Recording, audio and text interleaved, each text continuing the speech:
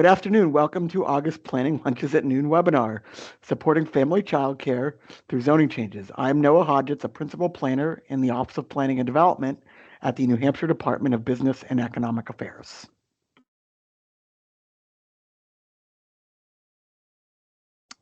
Here's a reminder on how to use the Microsoft Teams webinar controls. Please put your questions in the chat box, and we'll do our best to answer them during the question and answer session at the end of the webinar.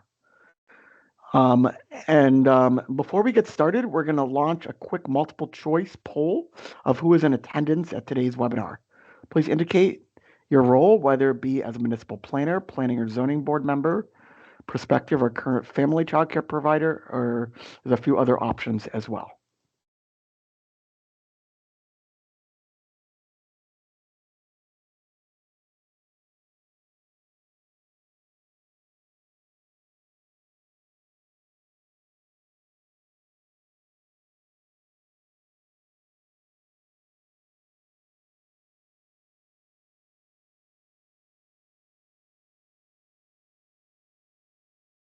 And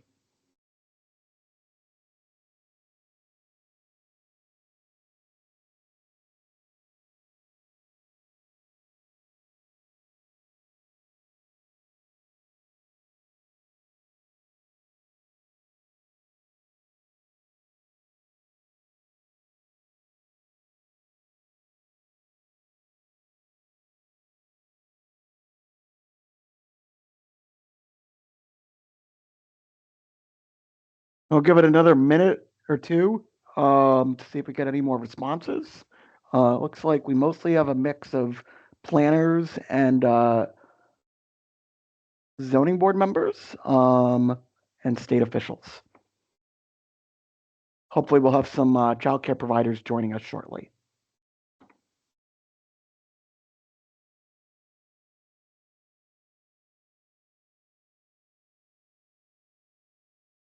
And now, clearly.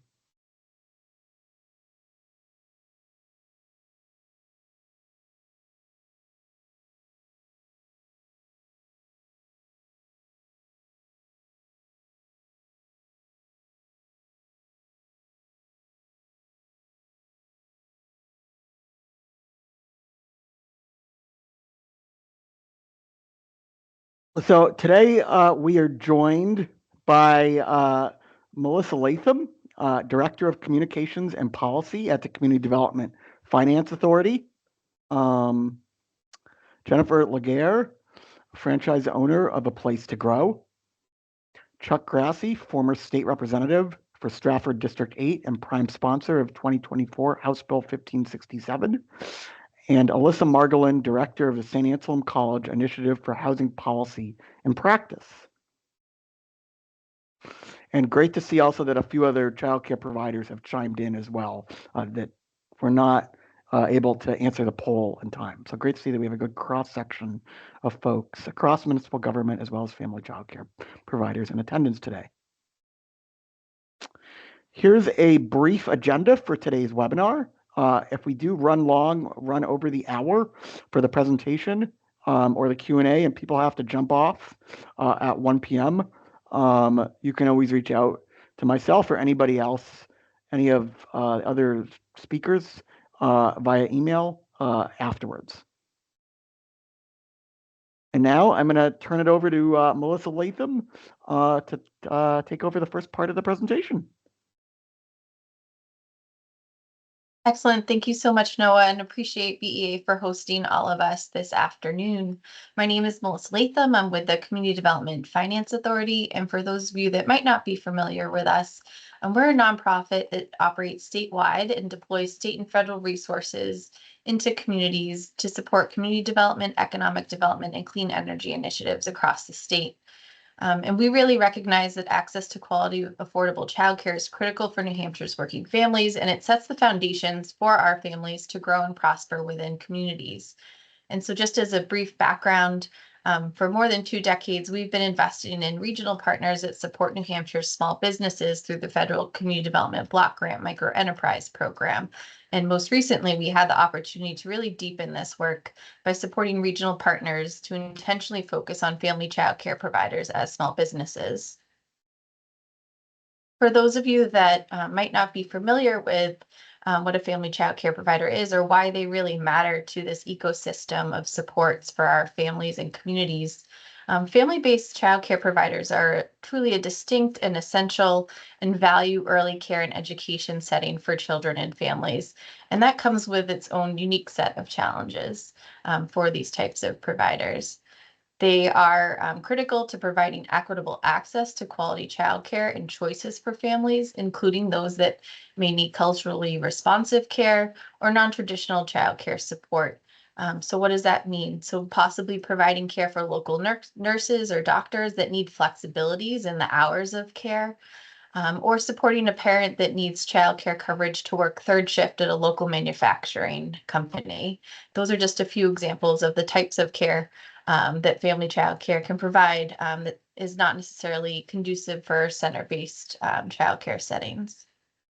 There are also significant childcare service gaps that continue to grow larger across the state, specifically in rural geographies like Western and Northern New Hampshire. And family-based childcare providers are oftentimes a really critical solution to these service gaps. And we believe that a strong network of family-based childcare providers supporting our communities enables New Hampshire's families to participate in the workforce and grow their ability to access economic opportunities and contribute to the state's economy. So on top of their focus on educating and caring for young children, as with any small business, family child care providers are also managing multiple priorities necessary for the success of their small business. It's also important to note that family child care providers may not necessarily consider themselves a small business. They're primarily motivated to serve families in their communities. They're often considered necessity entrepreneurs. They're filling a need that they've identified in their communities or possibly starting their own business due to a lack of alternative employment opportunities. For example, a family with young children deciding to take care of other children in their neighborhood to both support their own family income, but also allow friends, family, or neighbors to participate in the workforce. We also see them as vital contributors to our local economies. Not only are these providers small businesses supporting their own families, as in the example I just mentioned, but they're also helping to drive economic activity. They're the workforce behind the workforce, making it possible for parents with young children to participate in the economy. And there are friends, families, and neighbors. They're the ones that we run into at the grocery store, story time at the library. They're part of the fabrics of our community. Through our work, we had the opportunity to work with our regional and local partners to really understand and identify some of the barriers, challenges, and opportunities that families providers in New Hampshire face. One specific challenge that we're here to discuss today is zoning. So disparate zoning regulatory environments and varying levels of enforcement or even understanding of local regulations can impact the success of a family child care provider. Another potential barrier challenge that I'll note here is access to resources. Having the capital to start up a small business is really critical. And oftentimes that capital for a family child care provider may be expended on receiving the appropriate credentials or outfitting their home to provide care for children. And so having the capital to go through challenging zoning environments locally is often not a reality that a family child care provider can easily navigate. So that being said, I just want to note that there are, as a part of our project, we use the one-time funds to develop resources that could be utilized statewide to support family child care providers beyond the timeline of our program. I listed some of these here. We've included a guide to becoming a family child care provider, as well as a number of other business assets that will help support family child care providers as small businesses. You'll see those ranging from starting a small business to managing finances or preparing taxes to growth and sustainability. And these resources, I'll just pause for a second, are all available online, and we welcome you all to take a look and hopefully utilize these as you are considering becoming a family child care provider, are an existing family child care provider, or maybe just want some additional insight as to what it looks like to run a small business as a family child care provider. And with that, I believe I'm turning it back to Noah.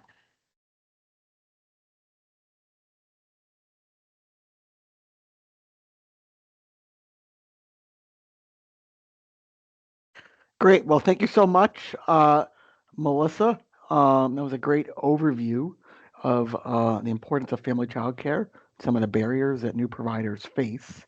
So now we're going to talk a little bit about kind of the basics of zoning.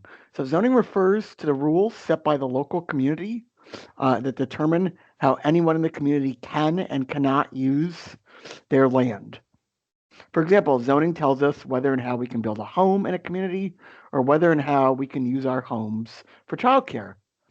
There are many purposes to zoning, including protecting the health and safety of the community, as well as preserving the character of our neighborhoods. What municipalities have the power to zone for is defined in RSA 674:16. Zoning may impose requirements on a specific use, such as size, and as well as such as size and position of signs, and special requirements for storage areas or maximum floor space for a home business. As we will discuss later on in this presentation, 2024 House Bill 1567 amended the Zoning Grant of Power Statute 674:16 to place new limits on how family child care can be regulated in zoning. It's generally accepted there are two components of zoning, the zoning ordinance and the zoning map. For a quick review, municipalities have the option on whether to adopt zoning as a way to regulate their land uses, as we said, in their community, pursuant to 674:16 through 18. The actual regulations of different uses are laid out in the zoning ordinance. When communities adopt zoning per RSA 674:20, they also have the authority to divide the municipality into districts in order to accomplish all the purposes of the zoning ordinance. And so once a community has adopted a zoning ordinance, they will also create a zoning map distinguishing those different zoning districts. Zoning is different because it's done at the local level, is different in every community, which means that the rules for home-based and family child care vary from one community to the next. And all but 18 of New Hampshire's 234 communities have adopted a zoning ordinance and zoning map.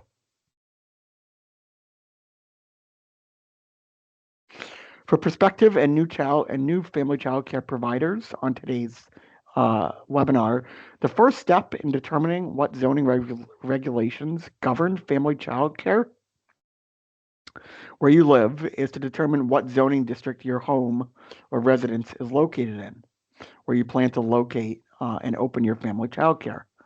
The New Hampshire Zoning Atlas, shown on this slide, is a great resource which can be accessed at nhzoningatlas.org. nhzoningatlas.org. The New Hampshire Zoning Atlas has an interactive map which allows for users to input their address and determine what zoning district they're located in. Many municipalities also have their own interactive map viewers on their website with similar functionality. The second step, once you've determined what zoning district your home is located in, is to obtain a current copy of your municipality's zoning ordinance and figure out which sections of the zoning ordinance apply to family or in-home childcare. While there are tools such as the New Hampshire Zoning Atlas, which provide URL links to each municipality's zoning ordinance in one single location, due to the timing of how frequently municipal zoning ordinances are updated, usually on an annual basis and in cities and towns more frequently, the best place to find the most recent copy of the zoning ordinance is typically on a municipality's webpage. This can be found on the planning department's webpage, ordinance and regulations page, or depending on the municipality, the planning or zoning board webpage is the municipality's website.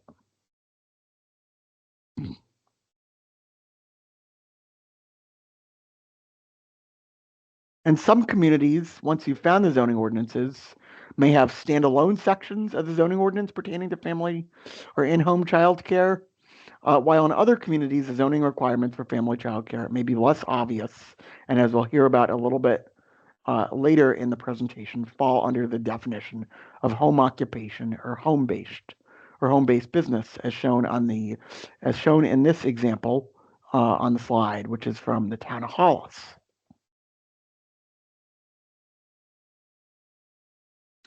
So now we're going to talk a little bit about the difference between zoning, licensing, and other regulations.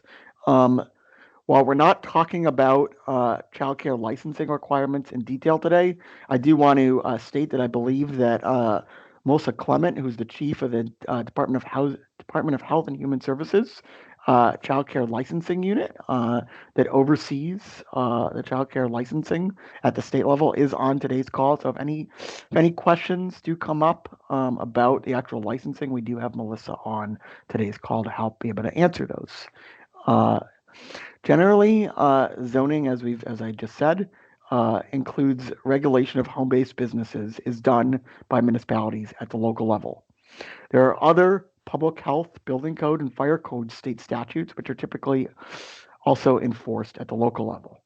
As I just said, the licensing of childcare programs is done by the DHHS Childcare Licensing Unit at the state level, and is governed primarily by RSA 170-E and the administrative rules HE-C 4002. There's links to both of those in today's presentation. And just a reminder, we will be distributing, the slides are already on our website, which I believe my colleague Brendan put a link to in the chat.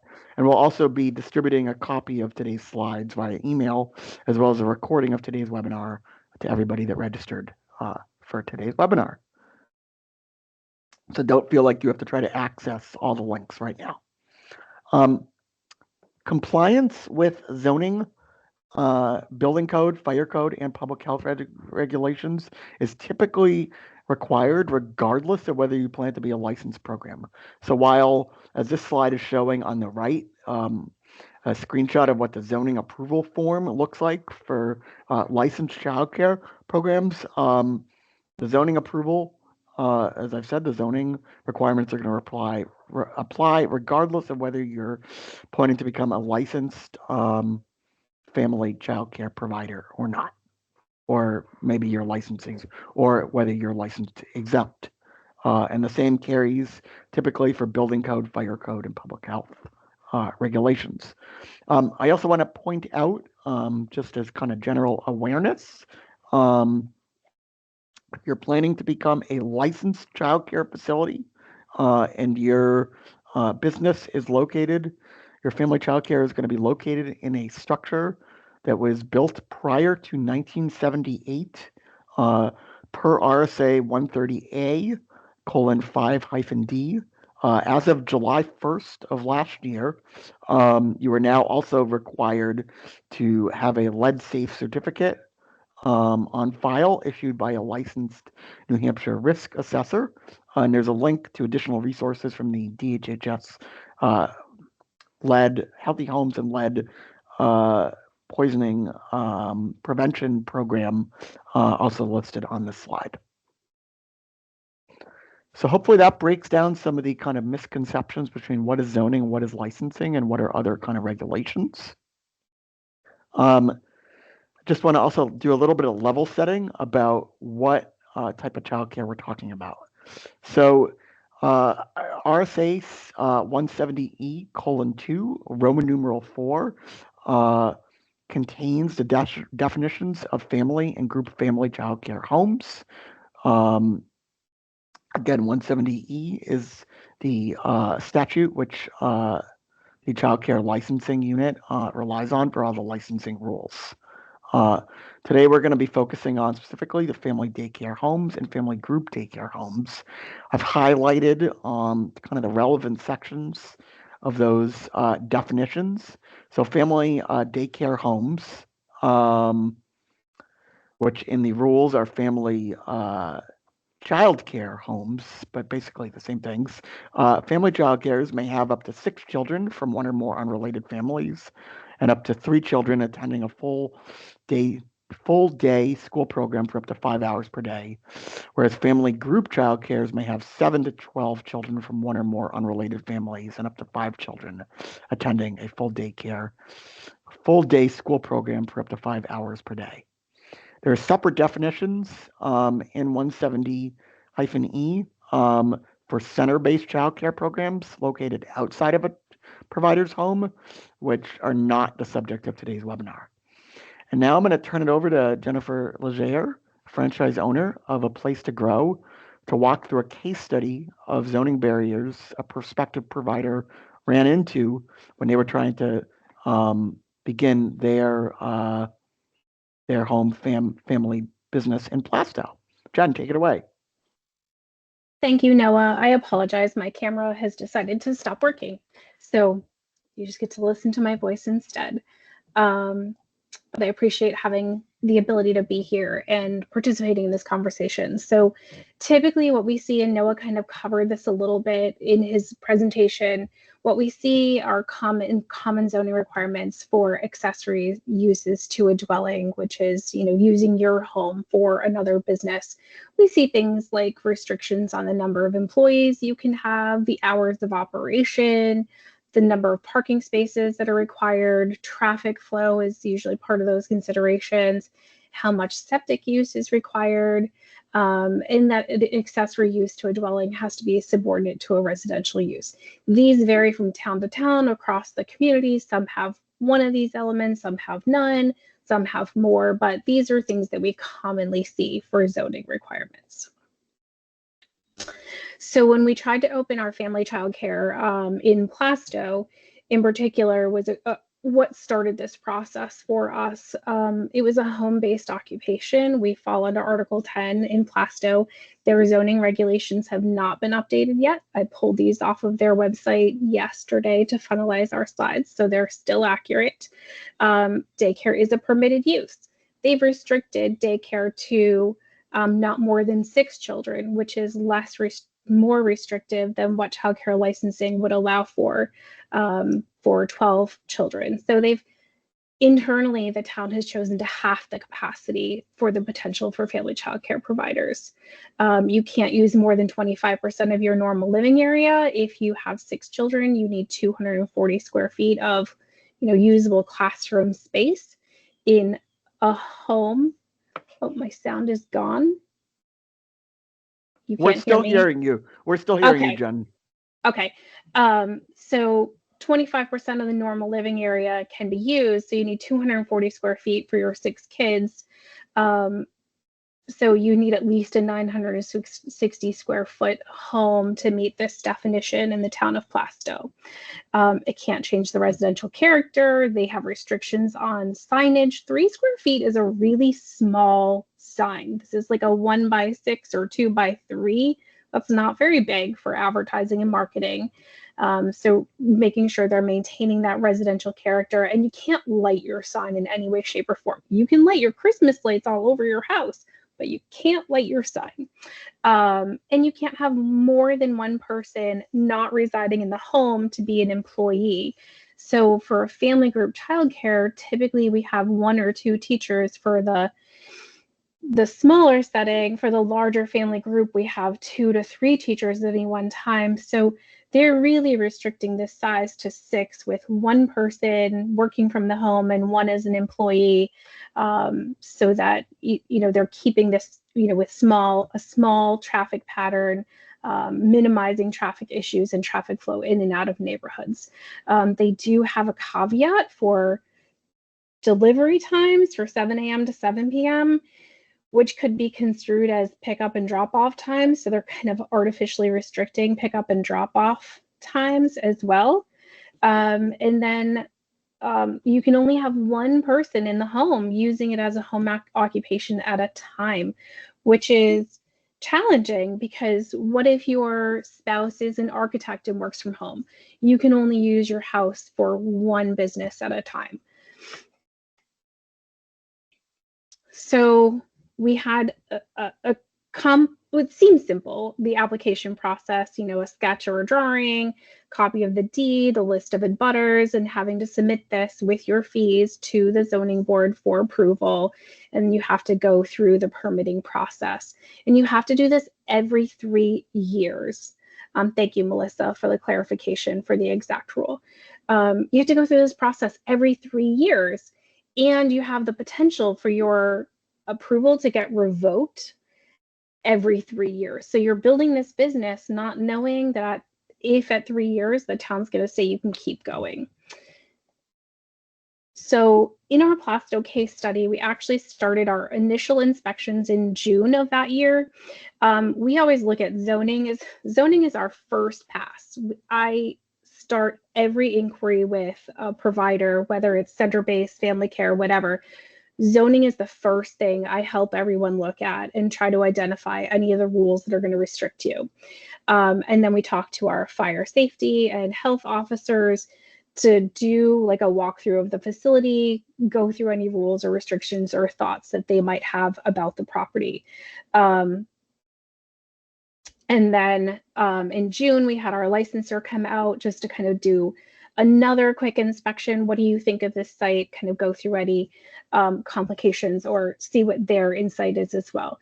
And then we decide if we're moving forward or not. So we did move forward with our special exception application for August 1st. Our hearing was not held until September 29th. So that was a 2-month process just to get our hearing. Once we were approved, there was a 30-day hold on it. So we didn't have final approval for our occupancy for this business until October 31st. And our license was finally issued in mid-November. So this is a really intensive 6-month process, requiring a lot of individuals along the way, to weigh in and participate in this conversation. And you never know what's going to happen. You can get to that board meeting and you have, the complicated neighbor who's concerned about traffic flow and things like that. Or at the end of in the middle of the 30-day hold, a lawyer letter, hits the town for, concerns about traffic flow. So this was consolidated. 6 months was a normal timeline. This could get longer, easily could get longer. And that's it. I'm going to hand this back over to you, Noah. Great. Next we are going to hear from former representative, State Representative Grassie. So Chuck, take it away.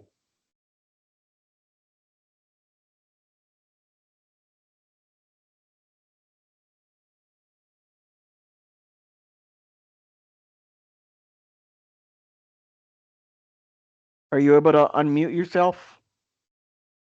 Can you? I unmuted myself, and there we go. Yep. My camera's there. You go. Yeah, I sponsored 1567, and it is just a brief story about it. This was at an end of session event, and I just happened to walk into a discussion with our local childcare director of the local childcare site that I'm involved with, and Jen there, and they were talking about how they're having problems getting approval on for childcare in their communities. And what they were describing to me wasn't so much licensing or zoning, but site review, that there were people that were just having problems with site review. Having been a planner for almost 20 years, back in the 90s, I wrote some of the original regulations for a few communities that dealt with having childcare set up as a home occupation.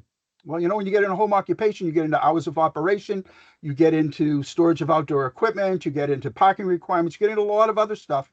And you also get into this situation, you get the little old man next door who doesn't want to hear kids after 6 o'clock. And, it just didn't make any sense. But at the time, we needed to find a place to stick it into our zoning ordinance. So that's what we did in many cases. We put it in as home occupation. But one of the problems that many families were occurring, and what Jen and other childcare providers told me about, was that going before their local planning boards was very, very expensive. In many cases, you're required to have a site plan, which would require you to get a surveyor. If there's any wetlands on the site, heaven forbid, you may have to get a soil scientist or even an engineer. If you're looking at parking, and traffic flows on a street, a planning board could require that you even have a traffic study done in order to have a family childcare in your neighborhood. There are communities in the state, it was pointed out to me, that because of their zoning and their site review, that there was no way they were ever going to get approval for a childcare in their communities. If I remember correctly, within 15 miles of the center of Concord, there are no family childcare facilities. And this was a problem. And when you looked at the zoning ordinance, I went and looked at the zoning ordinances, and the current zoning ordinance had a provision in, I think it was section 271, that said that basically had an affirmational statement that we should not prohibit childcare in our communities. But there was no actionable statement in the zoning order in the RSAs anywhere. So we looked at 272 and we figured that was a place to put something in dealing with planning and zoning. So we dealt with the aspirational section that said you shouldn't prohibit childcare in your zoning. But we also went into 272 and said that you can't prohibit them in site review as well, that site review, they would be exempt from site review. We tried to do something small here, and we also wanted to do it so that it would get some of the conservatives online to support a bill that was supportive of childcare in the community. I mean, we looked at this was a critical need. It was already licensed by the state with significant restrictions and requirements. And it was a legislative priority, and a priority for our state, both for business growth and for working families. And so the legislature put this as a very high priority. They even had a special committee. So when we brought this bill forward, we had a lot of support for it. We looked at safe, flexible, and affordable childcare for families and working families in the state of New Hampshire. A family childcare is probably the only place where you could get 24-hour childcare if needed. You can get weekend childcare. Most of your centers are not open those periods, and they have set licensing time, set opening times. So the flexibility of home childcare was something that was supported by everyone. We're able to get it into the legislation by right. And that was something that a lot of people on the right picked up on, that people get to use their property. It's a special, it's not a special exception.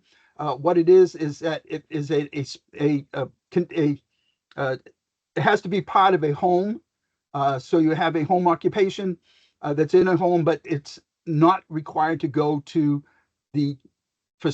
forward for site review. We started small with hopes that there would be more legislation coming that would do other things. Now, one of the things that's in the bill is the setting up of that community can still require a conditional use permit. This was not something that was in the original bill. It was only added in when the chairman of the committee threatened to kill the bill if we did not allow him to have his say in it, and he wanted to have his community still be able to prohibit childcare or make it difficult for childcare. But when you look at some of the conditional use permits requirements throughout the state, they're just as onerous as a site review requirement. You're talking about a young family that may want to start a childcare in their home, and to go to a planning board can cost up to $10,000. It's just not going to happen. And I think Jen had specific stories about this. It was something that we made our argument for the House. It was approved without any opposition whatsoever. When it got to the Senate, we had a little more opposition from the chairman of the committee that went to, but other than that, we were able to get the bill passed and the governor signed the bill. And it's hopefully it will provide more opportunities for childcare throughout the state. But now you have not only the aspirational section of the RSAs, which talks about not prohibiting childcare, and you also have the implementation portion, which says that home childcare and family home childcare are group family home childcare are now exempt from site review. So they're not going to be required to go through all of the rigmarole of getting those and the cost, particularly of getting those approvals. They will have to still meet local zoning, health and safety regulations as well, and of course state licensing, which requires all that. Thank you. Great. Thank you, Chuck. So just to kind of put a finer point on what Chuck said, I'm just going to walk through very quickly, kind of reiterate a couple of things that Chuck just said. So as Chuck referred to, the zoning kind of aspirational statute, which is RSA 672:1, which talks about the purpose of zoning, isn't the actual grant of power. So it adds, it replaced some of the older language, which as Chuck referenced said that family childcare with, I believe, up to 6 up preschool age children should be allowed in any district where primary residential use is allowed, with new language. And I'm sorry, I'm now reading from my screen on the other my other screen over here, that basically has some newer aspirational language about all families of the state benefit from the balanced and diverse supply of affordable childcare in a setting conducive to each child's and family's need. Establishment of childcare is safe and affordable. Opportunity for the development of all types of home-based care, family care, and group family care shall be allowed as long as all requirements for such programs adopted in rules of the Department of Health and Human Services, HE-C 4002, those are the rules I referenced earlier, which I think there have been a couple of comments about in the chat, are met. And then goes on to say, family or group family care shall be allowed as an accessory use to any primary residential use and shall not be subject to local site plan review regulations in any zone where residential use is permitted. So that's all in the kind of zoning purpose statute in 672(1). There was also language added, as Chuck said, alluded to, in the actual zoning grant of power statute, which really actionalizes and really kind of sets the bounds of what municipalities have the power over to zone, related to the regulation of home-based childcare. And this is all brand new language, which took effect September 24th, so just under a year ago, 2024. And the language in RSA 674-16 says that in the exercise of its power granted under the subdivision, the local legislative body of a city, town, or county in which are located under unincorporated towns or places shall, as described as in 672(1), which is again is the zoning purpose statute, allow home-based care, family childcare, or group family childcare by right or pursuant to a conditional use permit, as long as all the requirements of the DHHS childcare licensing rules are met. And then it goes on to reiterate again that family or group family childcare shall not be subject to local site plan review in any zone where a primary residential use is permitted. So what does that really mean when you break that all down? What is changed from the status quo? So in the end of the day, this means, as we'll talk about in a second, as we've said a couple times now, you can no longer subject the use to site plan, family childcare to site plan review. However, nothing in the laws, Chuck said, affects the authority of the local health inspector, fire chief, or enforcer of the state fire code, or code enforcement officers to regulate for health and safety. What it does do is say that family and group family childcare can no longer be a prohibited use in any zone where their primary residential uses are allowed. Family and group family childcare can no longer be subject to a special exception from a zoning board of adjustment. Family and group family childcare, again, can no longer be subject to site plan review from the planning board. And finally, family and group family childcare can no longer only be allowed or restricted to single family residences as long as they're meeting all the requirements of the DHHS HEC 4002 licensing rules. We're not going to go into today. There are some requirements for other housing types like multifamily structures that have to be met for family childcare, but zoning itself cannot restrict what housing type family childcares are allowed in. As long as they are, again, you can still, as Chuck said, the final version does allow, if a municipality chooses, to continue to subject them to a conditional use permit. But again, obviously, as we'll talk about at the end of the presentation, best practice would be to allow as of right. But in no case, even if you are going to subject, even if the municipality does have a desire to continue subjecting family childcare or group family childcare to a conditional use permit, in no circumstances should the conditional use permit requirements mimic the site plan review requirements. There needs to be clear that they're less rigorous than what going through formal site plan review would require. And with that, I'm going to turn it over to Alyssa. Good afternoon, everyone, and my thanks to Noah and Brendan at OPD for inviting me to join my colleagues today. I direct the Initiative for Housing Policy and Practice at St. Anselm College, where we oversee the New Hampshire Zoning Atlas.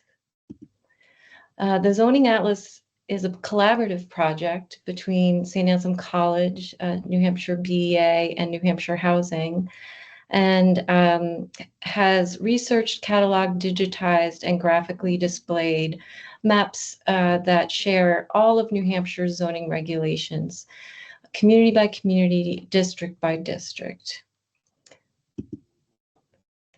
The data available right now in the New Hampshire Zoning Atlas, you can understand all the regulations related to residential housing, how housing is treated, particularly affordable housing, how ADUs are treated by zoning, manufactured housing, and some non-residential type of housing. Coming soon, the public release is October 29th. The New Hampshire Zoning Atlas team will present a complete map of the public water sewer infrastructure and add that to the data of the New Hampshire Zoning Atlas.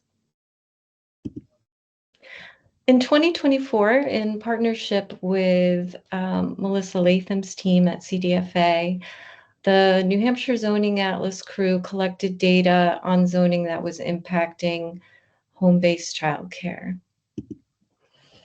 This is the first summer that I have overseen the research team. Some of you might know that Zoning Atlas projects are happening around the country. The first Zoning Atlas project was initiated by Sarah Bronin when she was at Yale Law School, and had her students do the research. We also convene a student research team that's overseen by professional researchers and zoning experts. But this is the year where I saw them work through 23,000 pages of New Hampshire zoning atlases and New Hampshire zoning ordinances throughout our 234 municipalities that include over 269 jurisdictions and over 2,000 districts. So preliminary findings on the impact of Representative Grassie's bill that updated RSA 672:1 and 674:16. The 2024 study demonstrated that 4 out of 5 communities would need to make changes to provide regulatory relief for home-based childcare providers. So the potential for this law is great and would have significant impact on home-based businesses that provide this essential service to communities and New Hampshire's workforce. Indeed, 81% of New Hampshire communities would need to adjust their zoning as of September 24th, 2024, and tweak some other issues related to requirements that they had put on family-based childcare. During that study with CDFA, the Atlas team also did a focus group with representatives for the provider community, and it's good to have the provider community join those of us who regularly attend this great webinar series that OPD puts together today. I wanted to learn as what Jen experienced and hear about how they viewed the requirements and how it was impacting their ability to provide these essential services. And indeed, as Chuck referenced, these providers reported that the public hearings are costly and time-consuming, uncertain, and often uncomfortable. Someone doesn't necessarily go into childcare because they want to engage in a public process to get their business established. So as we start looking at the more recent data, we know that home-based and center-based childcare providers still face regulatory roadblocks in many communities. Our 2024 study showed us that 12% of communities still require this conditional use permit. And you heard Chuck and Noah describe that process and the negotiations that took place. And 36% of communities still have restrictions on things like floor area ratios or other home-based business practices in general. And center-based care is often subject to regulations in commercial zones. The 2025 summer research team found that only 8 additional New Hampshire communities have come into compliance with state law since the effective date of House Bill 1567, bringing the total number of New Hampshire communities that do not require site plan review or special exception for home-based childcare from 52 communities to 60.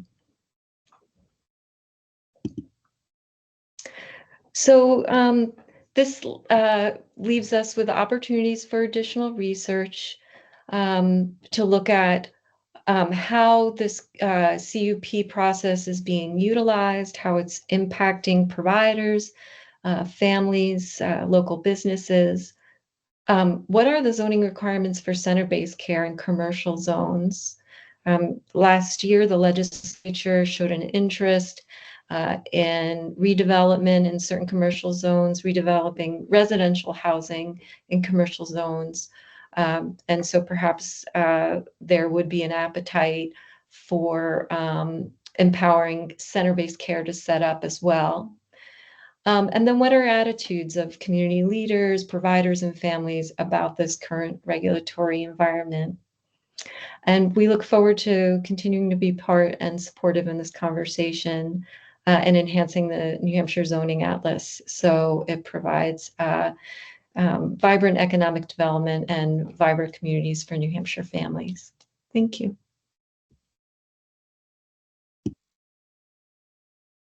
Thank you, Alyssa. So to wrap up, here are some best practices for communities not in compliance with House Bill 1567, as well as those who may be technically in compliance with the letter of the law, but want to make their ordinances more accommodating to family childcare. So first, here's an example of the table of accessory uses in the town of Goffstown zoning ordinance, which lists family childcare homes and group family childcare homes as accessory uses to their principal residential use, separate from their definition or use of home occupations. As we heard previously from Jen, subjecting family childcare to home occupation regulations can create a lot of barriers. And while House Bill 1567 doesn't explicitly prohibit family and group family childcare from being regulated as a home occupation or home business, as others have discussed, not only can this create barriers, but there's also can be, there's also some reasons to treat family childcare separate from and different from home childcare businesses. So, there's really, there's a couple of reasons I'm gonna, I think the two reasons that I'm gonna really harp on here, and understanding that every municipality is a little bit different, and regulations were put in, as Chuck said, were well-intentioned, drafted at the time. But family childcare, unlike other home businesses, don't typically result in vehicles coming and going from a home throughout the day. You might have parents dropping off for half an hour in the morning, and you might, an hour, hour and a half on and off a couple cars at night on it, but you're not going to have typically cars coming and going throughout the day. Maybe you have parking for a couple of staff. That's about it. The other reason to think about differentiating family child care and group family child care from being treated like other home occupations is that, for the most part, family child cares are likely going to be indistinguishable from the normal operation of a home, especially in cases where there's an equivalent number of children that might be living in the home, which would not be subject to these additional level of regulation. So a few more best practices before we wrap up and have some time to turn to for questions. Again, permitting family child care by right as an accessory use in all zoning districts where residential uses are allowed. Do not impose additional off-street parking requirements beyond what is required for the primary residential use. Make sure the definitions, we've heard this a couple times, make sure the definitions of family child care and group family child care are consistent with the definitions in RSA 170:E:2 Roman numeral 4 as related, especially as it relates to that number of children. So again, and we heard, I think I saw some comments in the chat about, the definitions being more restrictive than what's in the actual state statute. So trying to avoid that. Do not cap the percentage or total square footage of the residence dedicated to childcare, as the licensing rules already contain minimum indoor and outdoor square footage requirements per child. We heard a bit about that. Also, not imposing additional outdoor requirements on outdoor play space or storage requirements beyond what's required for the primary residential use. And finally, it's helpful if you can designate a significant single municipal point of contact where prospective and new family child care providers can ask questions about the local permitting and zoning approval process as they kind of, begin to navigate that process. Everything from zoning to health and safety to fire and building code requirements. With that, here's contact information for today's speakers. If you're a prospective family child care provider trying to better understand the local permitting process, or municipality trying to come into compliance with 1567, or looking to make your zoning ordinance more family child care friendly, please don't hesitate to reach out to any of us by email. And we do have a few minutes for questions. I know there was a lot of questions, or there's been a lot of great discussion in the chat. But I am going to kind of go over a few questions. And why don't we have all of our speakers turn their videos back on now if they're able.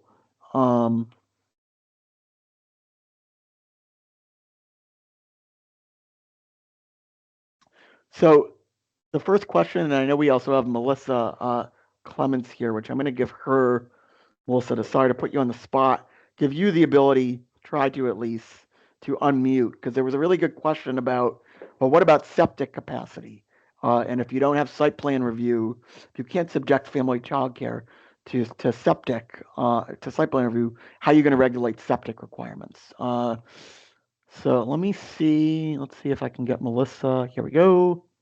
I'm going to make you, allow mic and allow camera. So, Melissa, would you mind speaking to this real quickly and what the licensing, how the licensing rules still cover this? Yes. So in the childcare licensing rules, with the zoning going away, it still does require a local approval from the local health officer and also from the local fire inspector. Those are the questions we've been getting the most from municipalities about how are we supposed to provide oversight on these issues. So we do require that. And then we also have rules around, having a functional sewage system and those types of things. So our rules cover some of that, but I'm also, would be happy to answer any questions if someone wants to call me. I'll put my phone number in the chat as well if they have any specific questions, because there's lots of topics to talk about here and there's lots about licensing. So I'll provide that contact information as well. Does that answer your question, or would you like me to? I think that's great. I think that probably, hopefully answers Lori's question. Lori, if you have additional questions, feel free to put them in the chat. Others as well. Folks have more questions, feel free to put them in the chat as well. No, I just kind of want to go ahead. Just to kind of add on to that, I did supplement that with the gallons per day, that a child care would typically be required. It's 10 gallons per day per child. And half of those children are actually in diapers. So they're not even using that capacity as well. So, it's something to think about when we're developing, looking at the septic capacity. It really becomes a non-issue, because even 120 gallons per day for 12 kids, and half of those might be in diapers. So we're really at 60 gallons per day. So it doesn't really have a big impact to septic capacity. Great. Thank you, Jen. And thank you, Melissa. We have another question. I believe we have other legislators on our call. This is from Representative Munns. Does House Bill 1567 address some or all the challenges Jen referenced in her case study, or is there still more work that needs to be done? If so, what? Chuck and Jen, I'm going to let you take this one. Well, I think, and I did offer to work with Chris on anything in the future, but I think we've got to take a look at is there are a couple of things that we wanted that one is the conditional use permit that was put on there. We need to get that out of the bill. I don't know if we can do it because that chairman of that Senate committee is still there, but the thing is that that's something that we need to take a look at. Also, maybe having the accessory use thing so that a residential home, whether somebody be living there or not living in it, but being used as a childcare center or a childcare family group home, is there any concern? I mean, why should we require that people have to live there? Because it would just, nobody would be living there at night. It wouldn't be any different than what you'd find for a normal residential home, other than there may be nobody home in the evening. That's all. So that's something we need to take a look at. And I think one of the things Alyssa mentioned as well is childcare in commercial districts. This is what we need to take a look at, because there have been planning boards that have denied childcare in a commercial or industrial zone because they were afraid of the kids running in the parking lots in traffic that are in those places. And that just doesn't occur. I know of a childcare center in Portsmouth that functions very well in an industrial park. And this is something we need to do more of, because what we're taking a look at the expenses, particularly of centers, if we can get public-private partnerships to develop childcare centers in industrial and commercial parks, may be the best way to go to get more childcare provided, particularly for the people that work in those locations. So that's something that we need to take a look at as well, because planning boards, through their site review and through zoning in some cases, have created a situation where they prohibited that. But we need to take a look at the site review, subdivision, site review, the conditional use permits, special exceptions, and then start taking a look at zoning and see where we may still have problems in zoning, so that this isn't something that communities can just zone them out and make it so difficult for people to get childcare in their communities. So yeah, there's still more to do. This was just a baby step, but I think it was a big step towards helping a lot of people, to providing more childcare in communities. I have another really interesting, well, first, another comment from, it's been great to see the comments on providers, as Jen, you said, and we have another comment about one family childcare provider saying she has 17 children and uses less water in her septic than the family of 7 across the street, according to her per cubic measurement. So really, really interesting to hear. We have another really interesting question from Caroline. What's the rationale behind not allowing a municipality to require a special exception from the zoning board, but still permitting a family childcare by conditional use permit, or CUP? Is there an instance where a CUP would not require the same public hearing process as special exception? Curious why the distinction. That was something that was put in by that senator. We couldn't figure this out ourselves, and we only allowed it to go through because if we didn't, we wouldn't have been able to get the bill passed. And that was it would have gotten a negative vote from the committee. But we worked with a couple of senators, Senators Perkins Corker. We worked with her on it to get this thing passed, and we were able to get it, but we had to agree to put the conditional use in there. I mean, there's really no differences. One goes to the ZBA, one goes to the planning board, but some of the requirements can be the same. And when you ask a family that wants to do this, that they have to hire a lawyer, and in most cases they would get a lawyer because, as people have said, they're just not comfortable going before boards and doing this themselves. They're childcare people. They're not the legal people to go before planning boards. It gets very expensive. So this was put in just from one senator, and that's the only reason why. His logic behind doing it, we don't know. We couldn't read his mind, but he was going to kill the bill if we didn't put this in. Great. So I do want to say that my colleague, Heather Schenk, who's the director of the BEA's Division of Planning and Community Development, did make a really good point that CUP does. The notification requirements for conditional use permit from the planning board and for public hearings before the planning board versus for special exceptions from the zoning board, ZBA, are slightly different in statute as well. I think that's a great distinction as well. I'm not seeing any other questions at the time. I'll give folks one final chance. But I do want to thank everybody for joining today's webinar. My colleague Brendan did just put a link to a webinar feedback survey form. We'll also be sending that out by email to all registrants and attendees of today's webinar, along with a link to the slides and a recording of today's webinar. I want to thank everybody, all of our great presenters today. We hope everybody has a great afternoon. And if you have any other additional questions or need assistance, please feel free to follow up with any of us. Thank you very much, everybody. Have a great afternoon.